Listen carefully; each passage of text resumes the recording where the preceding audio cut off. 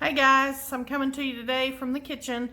We're going to do a little lesson on how to can meat.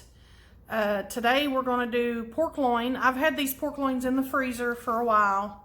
I got these on sale at Kroger. They were really cheap. Like $5 and something a piece for over 4 pounds a piece for pork loin. So they were super cheap. $1.39 a pound. You can't get a hamburger for that now. So, but just to make extra space in my freezer, and just because it makes it shelf stable, I do want to go ahead and put these in the jars and put them in the canner. And we canned some a while back, and I'm gonna tell you, if you've never had canned meat, you really need to try it. It does have to be pressure canned. It's not safe to can it any other way. It does need to be pressure canned, but this stuff, you take it straight out of the jar. You could eat it out of the jar if you didn't mind eating it cold.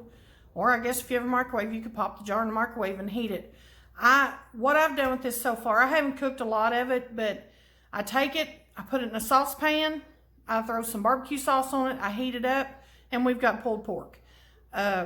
And it makes a quick sandwich. It's really handy if you're real busy in the garden or whatever you're doing and you don't have time to stand in here and cook a meal.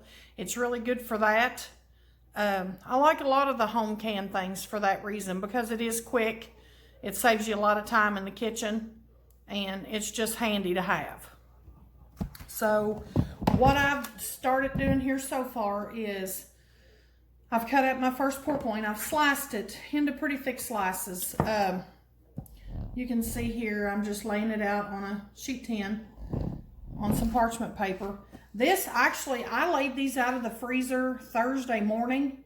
They still have just, some of it's okay. Some of it's still just a tiny bit frozen in the center. Not bad. I feel like it'll go ahead and thaw out pretty quick. But you cannot freeze frozen meat, so it's got to be completely thawed. Cannot can frozen meat. My editor's sitting over there in the chair correcting me when I say things wrong, which is a lot. But you cannot can frozen meat. But you just want to cut it in chunks. You want to keep your chunks all pretty close to the same size, or whatever size you think you want them to be in. Honestly, I do not recommend cutting them in small pieces, because it does tenderize this meat. It does cook it up really well, and you could have mush. If you cut it in very small pieces, it could turn mushy on you. So I don't think I would cut it in real small pieces. Another thing that you do have to do is you have to get the fat off of it. It doesn't recommend, the ball book does not recommend any fat on the meat at all. So I try to trim off as much of that as I can before I put it in the jar. We have actually, we've canned beef. We've canned deer meat, which is really good. If you have a tougher cut of beef or deer meat, whatever, it's a really good way to do it, because it really does tenderize it really well. We actually have some deer meat down in the freezer also. I didn't dig deep enough to get to it, but we've got some of that in there that we intend to can if we don't run out of jars. Because as a lot of you probably know, jars are kind of a rare thing right now to be able to find them in the stores. And I have canned meat in just the regular pint jars. But honestly, I prefer to do it in wide mouth, just because of being able to wash the jar when you're done with it. Because you can fit your hand in a wide mouth jar and scrub it out in the bottom. Because there will be, like, I don't want to call it residue because that sounds kind of gross, but there'll be some stuff in the bottom of the jar, just like pieces of the meat or whatever, the cooking juices or whatever, that's in the bottom of the jar after you empty it out. And that's hard to get out of the jar. It wants to stick to the sides. So that's really hard. Even in the dishwasher, it doesn't want to come out good. So I've decided that if I can, I'm going to try to do all of my meat in wide mouth pints. We only do pints because it's just the two of us. And the few times that I have opened one to cook, it doesn't look like a lot of meat because you fill the jar full to the top, but then of course it cooks down and it shrinks and it's not quite as full. You'll see when we get these done. But it doesn't look like a lot of meat in the jar, but 1 pint jar is more than we can eat for a meal. It will make 4 good size pork barbecue sandwiches on a bun. It'll make 4 of those easy. So I'm going to say you could probably get 6 out of a pint. Probably 6 average size, you know, just an average size hamburger bun sandwiches. You could do pork and noodles. You could do anything. Any recipe that you do pork with, you could do that. I'm just cleaning my trimmings up here and throwing them in a pan that I had from lunch. We had leftovers in, and we'll just toss them out to the cats. They'll get an extra treat today. Just cube up. This actually has already started thawing quite a bit, just laying out here on the counter. I mean, I can just tell when I cut, it's just resists the knife just a little bit. So it's just a tiny bit frozen still, but nothing that I'm going to worry about. And I can kind of feel it feels a little bit icy, some of the thicker pieces on top. You could do any kind of pork. I've done pork loin just because it's cleaner. It's a cleaner piece of meat as far as fat and all that. So it makes it quicker to process. If you kill your own hog, you could certainly use any of that. I'm going to be honest, you can pressure can just about anything you want to pressure can. There's not a whole lot of things that you cannot put in a jar. There's a few things, but not a lot. And my advice, if you're going to can, is to find you one of those big ball blue book canning books. I'll show you that here in just a few minutes. Or I can put a link in the description or the comments, one, for this book on Amazon. When I went on the hunt of mine, I had other canning books, and I decided I wanted one of those. I couldn't find them earlier this summer. They had them on Amazon. I think everybody rushed out and bought all this stuff up at the beginning of the pandemic, and I couldn't find them. That was affordable. They were on Amazon, but they were through third-party sellers, and they were like $120 a piece or something crazy like that. But I finally did find one at Lehman's catalog, and I ordered it, and I do like it. It's just got all kinds of things in it. I'm going to leave that piece out because it's got a good bit of fat. Okay. So I'm going to finish cutting up the rest of this pork, and when we get started putting it in the jar, we'll be back and talk you through that process. So hang tight. Okay, I've got it all cut up. I think it's thawed out pretty well. I'll try to keep an eye out when I go to pack it in the jars, see if I feel any that feels frozen, but most of it feels pretty soft. We've got our jars here, cannon funnel, you can see. This is how much we had. This is around probably a little over 13 pounds of pork. Well, probably less than that because I had to trim off some. So, all you're going to do is just, you take your we sterilize these in the dishwasher. You do not have to sterilize your jars now to pressure can them. I did these because we store them off in a trash can, in a clean trash can that we use only 4 jars. But I just kind of wanted to sterilize them. I run them through the dishwasher on the sanitize cycle. So it just takes a few more minutes, and that way I know they're good and clean. You just pack it in the jars. We're going to put salt in these. You can put salt. You don't have to put salt. The only thing it does is flavor it. It does not have anything to do with preserving the food items. It'll keep either way, with or without. Just put it down in here, pack it down in, and pack it pretty tight, because like I said, it's going to shrink. Take that out of the way. The funnel, all it does is just, it helps keep the rim of the jar clean. Scoot him to the side. That's it. You don't put any liquid in the meat. It makes its own juice. You don't add any liquid to it. Like I said, you can add a little bit of salt if you want. You don't have to do that. I don't normally add salt to my canned food, just because I figure that's just extra salt in it that's unnecessary. Pack it down in there.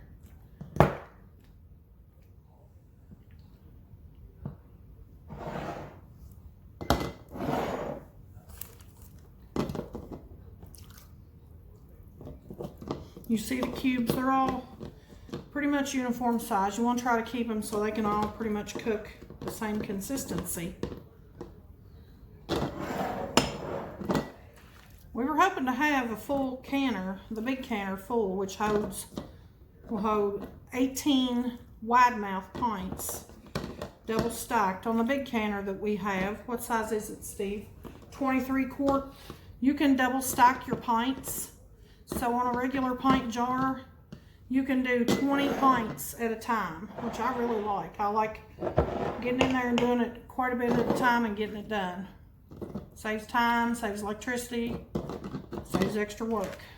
But I don't think we're going to have near that. We may just have one layer, and that's okay too. I'll take whatever I can get. Like I said, this keeps this shelf stable. You don't have to worry about it being in the freezer.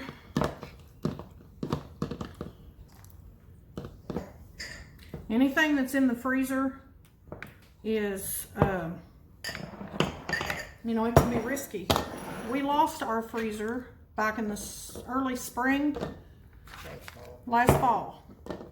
It quit working. It was just luck that we caught it, that I caught it, that it had stopped working.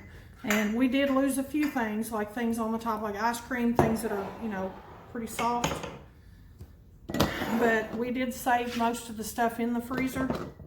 But you just never know. If it's, you know, if you've got your freezer somewhere where you don't, you know, you're not around it every day to hear it running, or you don't go check on it every day, if something happens to your freezer, or if you have a major power outage, which we all know can happen. We had an ice storm. Uh-oh. I had a boo-boo. I knocked all the lids in the floor. We'll have to get new rings. We had an ice storm several years ago, and we were out of electric for 4 straight days. No freezer is going to hold up to that. So that way this stuff is... Well, there's our 9. That's our first layer. We're not going to have enough for... We're going to have enough for, looks like, 10 jars. I wish we had some other meat to put in here and can with it, but I don't have anything thawed. If I had known, I could have thawed out some deer meat. Or I've even got a little bit of frozen chicken breast that I bought at the store. I could have done the chicken breast. There we go. We got 10 jars. So that's between 13 and 14. Well, no, I take that back. Like I said, I had to trim a good bit off. So I'm going to say probably 10. When you say, Steve, 10 pounds of pork has done 10, so about a pound per jar of pork tenderloin. You're gonna have to, okay, we'll be back when we get, let me get my hands clean, and we'll be back in just a second. Right here, see that with the lines? Okay, I got my hands washed up. Okay, next what you need to do is, I just use a cloth napkin because it doesn't have any lint on it. I wet it, and you just wipe the rim of your jar really well. Make sure you don't have any food residue on it, nothing. Like if you use salt, make sure there's no salt grains on it, because it will keep your jar from sealing. It'll keep your cap from sealing. So You just want to wipe them all off really well. Some people dab the rag in vinegar and use vinegar. I just always use a damp rag. You need to make sure before you check all your jars, make sure there's no chips or cracks. Don't want anything busting in your water. I've had that happen and it's a mess. Okay, then you lay your caps on. You got to use new caps. The new caps now, they've changed them. Ball has changed them. They say Ball Sure Tight on them. Used to, they recommended you to boil your caps and rings. Just put them in water and bring them to a boil. And boil them, I don't know, 5-10 minutes to kill any germs on them before you canned. Now they say not to. I don't know what they've changed about them. They say do not boil your caps if they're this Sure Tight, if this is the kind that you have. And where's the box? It also shows that the boxes have changed. What'd you do with the box? I'll show you a box here too. See if you can find one of each. The older box and the newer box. Yeah, that next one's an old one. Isn't it? Oh. Well, anyway, here's the new box. Okay?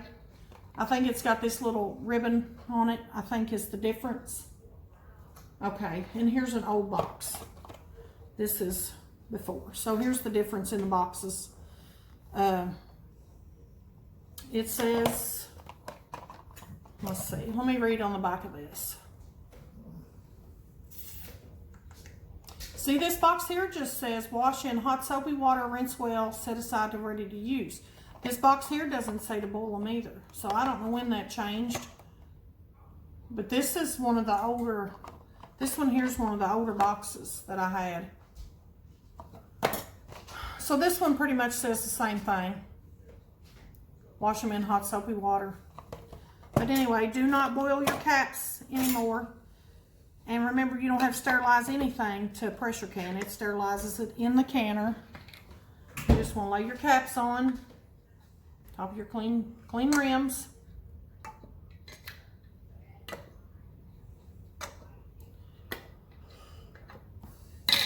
We're not sure what we're going to do with this 10th jar because we're not going to have room for it in the canner. We could put it on the top layer, but we're going to have 8 other jars of water. If you can't fill your canner all the way, in order to keep everything even, keep your jars from shifting around, just fill your jar up with water. You can even use an old cap so you don't waste a new cap. I saved a lot of my old ones for that. And because you don't need it to seal, it's just water. You can actually, if you want to use a new cap, you can, and just put clean water in it. And you can save that jar of water. That is water, good water for an emergency situation. If you have the extra storage space, you have the extra jars, you can do that. You know, that way you've got good, clean, safe water, and it's, you know, put in the jar and out of the way. Put your rings on, just finger tight is what they recommend. It's what the ball book recommends. Just put it on and just tighten it.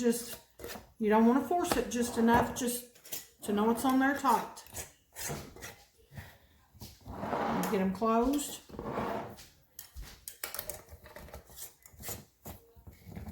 Get these on, we'll go over to the canner and I'll show you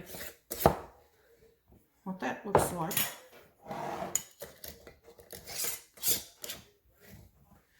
I mean, this here, 9 jars, well, we'll just count the 10th one. So 10 jars. We could probably get 2 meals out of this, especially if we had something else with it. So there's 20 meals here. And just, you know, a couple hours time in the afternoon. And, you know, $15 worth of, $16 worth of pork loin. 20 meals. You can't beat that. That's a pretty good price. 8 jars. So we might ought to do the 2 on the top. He can never fit as many jars in the canner as I can for some reason.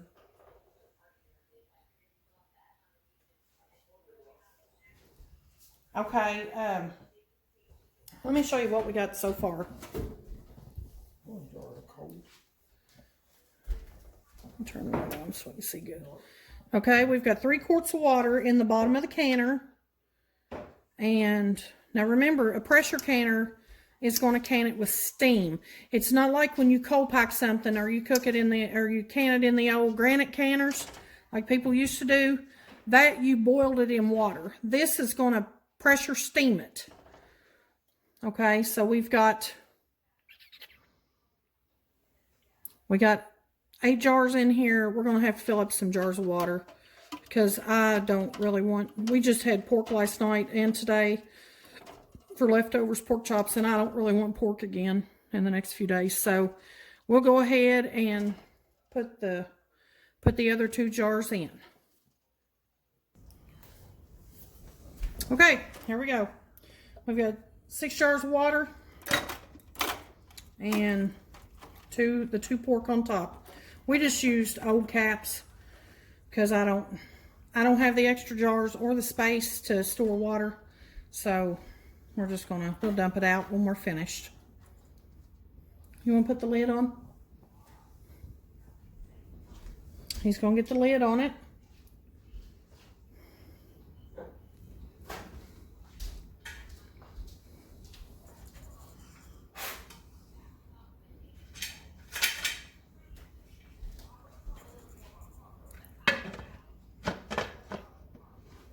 Lock your lid down.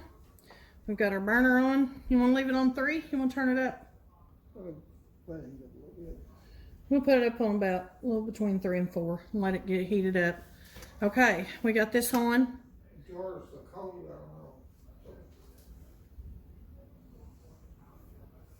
So we'll be back to check on it in a bit.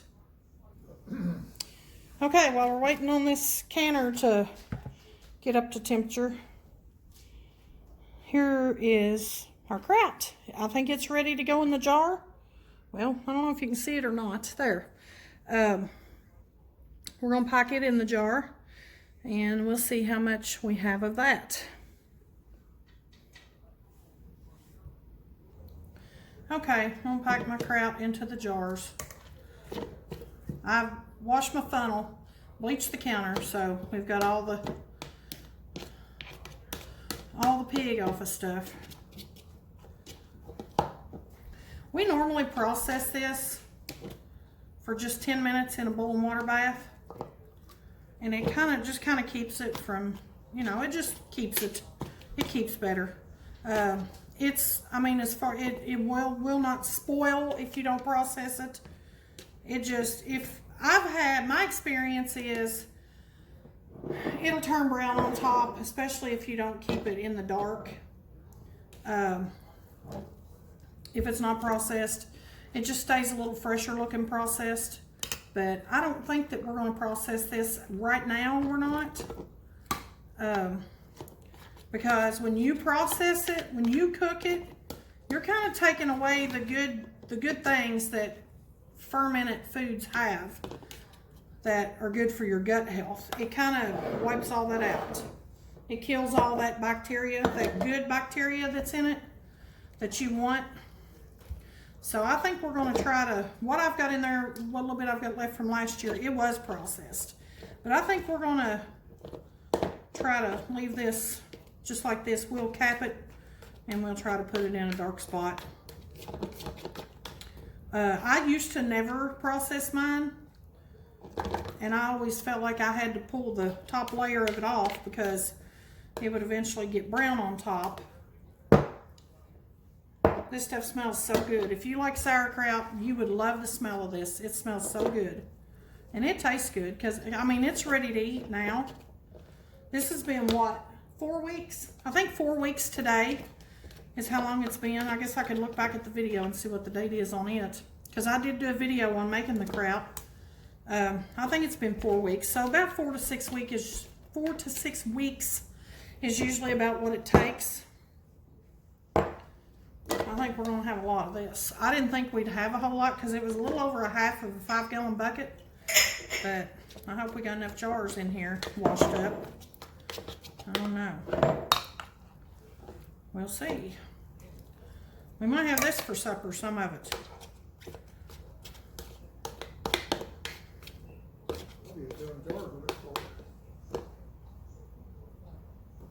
You think? Yeah, I probably could put a little more in them. I want to give them a little bit of room if it does do a little bit more bubbling, but I don't think it will. I think it's done.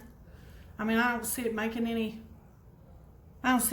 bubbles. So I think the ferment process is pretty much done with it. Yeah, I was just kind of going along the whole canon guidelines of an inch headspace, which, by the way, on the meat, you need to leave, I usually leave about an inch headspace in whatever I can, just so it's got some room to expand. Most recipes call for an inch. Some of them may call for ½ inch, but I usually do an inch. I don't think you can do too much. You might do not enough, but not too much. If you've never made your own homemade kraut, you really ought to try it. It's really simple. Like I said, if you don't know how, you can go back and look up my recipe. My recipe is one that my mom used. And I think, honestly, she got her recipe from my Aunt Violet. But you can just use salt. Mine calls for a teaspoon of salt, teaspoon of sugar, and a teaspoon of white vinegar per pint. You can... Good thing I bleached the counter, huh? You can just use salt. You don't have to add that other stuff to it. I just really like this kraut.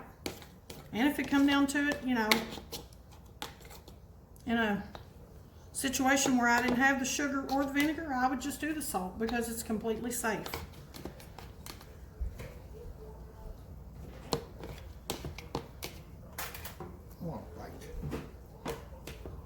Steve's gonna sample. There you go. Tell me what you think. That was a big bite. What do you think? Oh, he's still chewing.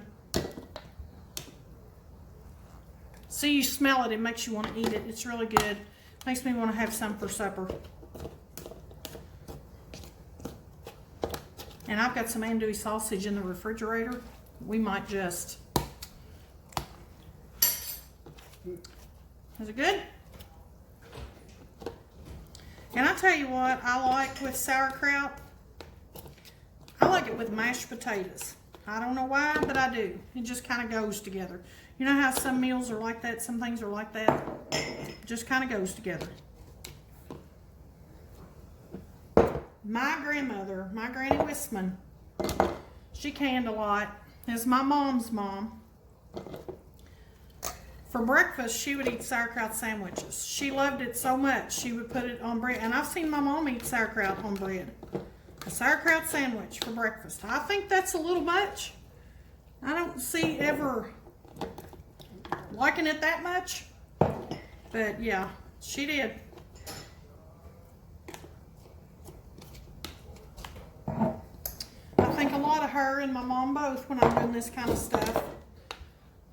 That's how my mom fed us. There was 5 of us. There still are 5 of us kids. Of course, and Mom and Dad made 7 of us in the family. And it seemed like we always had an extra 1 or 2 around the table. Family or friends that had stopped in or something. I can't even begin to think about the number of people my mom has fed over the years. But she canned to feed us all. We killed chickens every summer and they went in the freezer and she canned everything she got her hands on. We raised a garden, and this is what we ate. This is what we grew up eating. I can't really say I don't know that I necessarily loved sauerkraut when I was young. I can't really remember, but I have grown to love it, especially and if you eat the homemade, it don't even compare to the store-bought. It does not. I don't even buy store-bought canned sauerkraut. If I don't have any, I won't buy it in the can because it feels like it's just cooked to death. I have bought it in the jar that's in the refrigerator section. It's a little bit better. It's a little more crispy.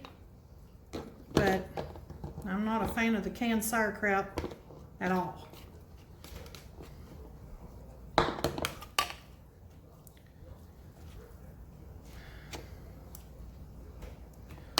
Now the hard part's going to be finding a place to put all this to keep it covered in the dark. I really need a big box.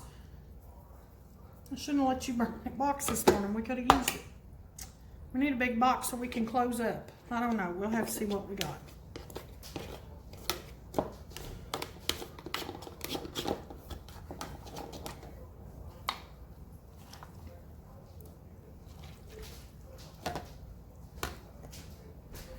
But yeah, this kraut, I just shredded up my cabbage. I did use my food processor because it's so much quicker. You don't even have to do that if you don't have one. You can shred it on a little dollar store cheese grater. Shred it, or you can chop it. You can chop it up with a knife. Some people do. If I can use modern technology to make it easier, I'm not gonna lie, I'll do it. Definitely. It does make things quicker and easier. I just done this. I measured out what my salt and sugar and vinegar ratio needed to be. And actually, I think I did add a little bit more salt because I just couldn't taste the salt in it at all. I ran that one over. I couldn't taste the salt in it at all. And I wanted to make sure that there was plenty of salt because salt is the important part in the fermenting process. And I mixed it up good, kind of squished it. You want to kind of get the juices working in the cabbage. And I put a plate on it. And then I put a couple of jars of water and a bag of rocks, a zipper bag full of rocks on top of the plate to keep, you've got to keep your cabbage under the water at all times. If you don't, it'll go bad. It'll mold, it'll turn brown, it'll get nasty, and it'll have to be thrown away. And it'll ruin your kraut. Then I covered it with a flour sack towel, tied that on, and I put one of my big canner lids on top of it, upside down, on top of the bucket, so nothing would, you know, get knocked in it, or some, you know, if there was an ant or a, who knows, a spider, whatever, so anything couldn't crawl in it. And I set it in the pantry. I set it close to the central air vent, so it was good and cool. It stays pretty dark. I mean, the only time there's much light in my pantry is when the light's on. It stays pretty dark in there. There is a small window in there, but it's not big enough to really, it don't let that much light in. So it stays pretty dark in there. So it was, Good spot. it was good and covered up. So, and I kept a check on it. I've checked it, honestly, I haven't checked it a ton. I've checked it, I think, 3 times in the last 4 weeks. I would just kind of go in there and take the plate off and smell it, taste it, you know, make sure everything was still good with it. But it's one of the easiest things to make. And it's so good for you.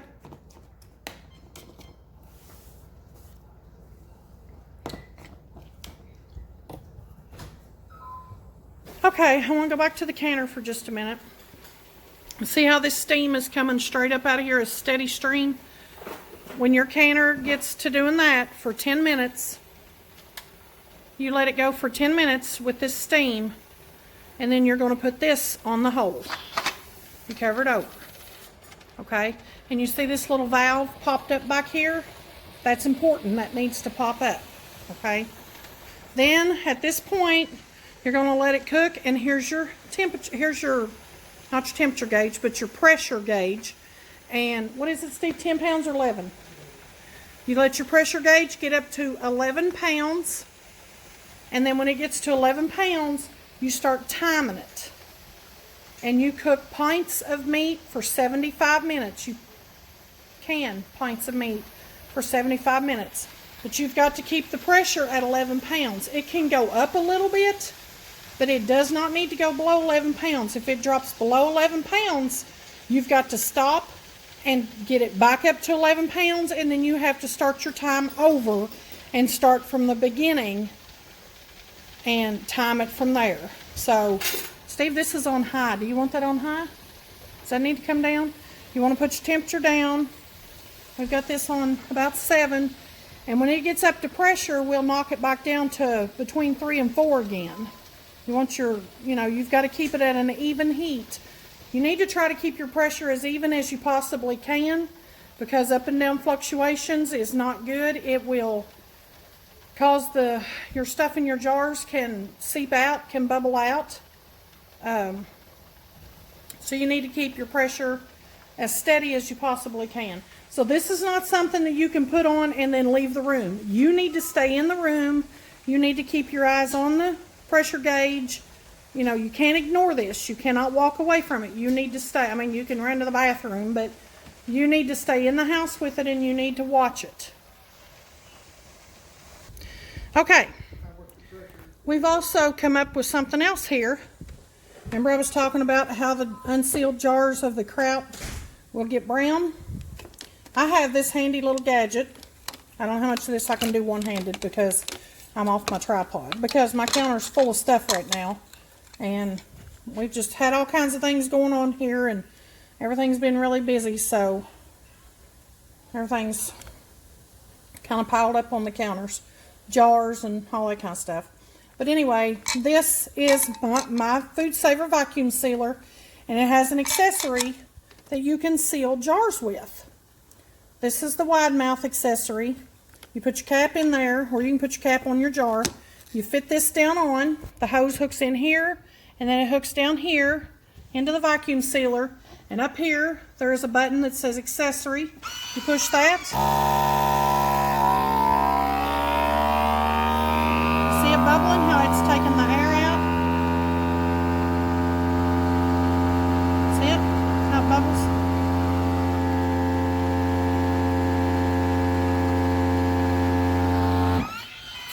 And it's done. I don't know if I can get this off with one hand or not.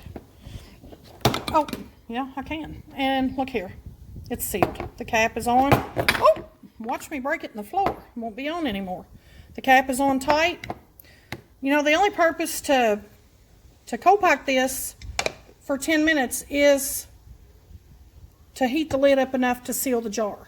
So we're going to try this time and see how this works. I'm pretty excited about this. I never thought to do this before. This thing is really handy. I love this. Love it. You can do dry goods if you got quart jars, half gallon, whatever. You can. These are extras. You have to order these extra. There's this size, and then I have a regular jar, regular ring size, regular jar size. And you can vacuum seal things like flour, cornmeal, dry stuff, anything. And it keeps the bugs out of it, and it'll, you know, keeps the air getting to things. That's what makes the kraut turn brown, is the air that gets into it. If you keep that air out, you're going to keep insects out, you're going to keep moisture out, and it's going to keep your stuff a whole lot longer. So if you don't have a lot of storage space, that's a good way to do that. If you want to buy some bulk things like flour or whatever, it's a good way to do it. You know, these aren't super duper cheap. It's probably, this one here is probably over $100. I'm not real sure because I actually bought this used off of a neighbor. I think I gave her $25 for it, and it was brand new when I got it. So I had a smaller one when I bought this one, but I really do like this one better. The front of it opens to do your bags. If you want to do something, I can't open it because of that. But right here, this cuts your bags to the length if you buy your bags on a roll like I do. You slide your bag in here, you seal up the one end, you put your whatever you're putting in it, then you flip it over and you put it here, and it vacuum seals the bag and it keeps stuff. Really, really handy thing to have. But we're going to go ahead and try to get the caps on all of this kraut. And that way, maybe we won't have to keep it tucked away somewhere dark. We can just put it in the pantry with the other stuff. And sounds like we're fixing to get a little bit of a thunderstorm. So, I'm going to get this stuff done before maybe it gets to lightning. But we'll be back when the pork is done in the canner, and we'll show you the end results of that. Okay, they're all capped and sealed. And there they are. We had 21 jars out of, like I said, a little over a half 5-gallon bucket. I do want to stress one point, that you cannot vacuum seal any other food to can it, to preserve it. This is not preserving the kraut. It's just keeping the air away from it. The kraut is fermented with salt. That is what is going to preserve the kraut.